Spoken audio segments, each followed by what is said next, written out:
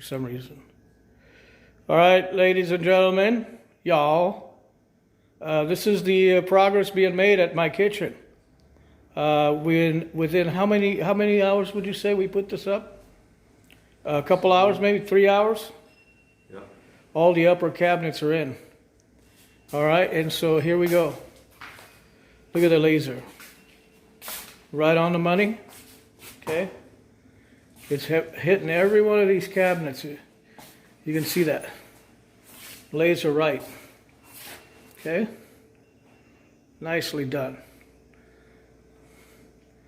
No more levels. Okay.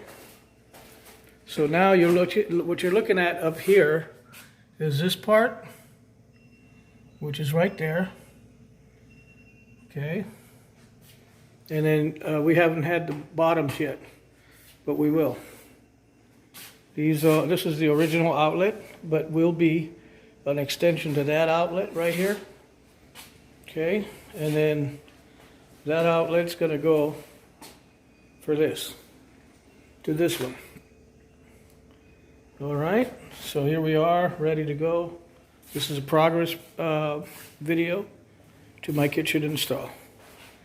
Got a master installer here, Mr. Perfect.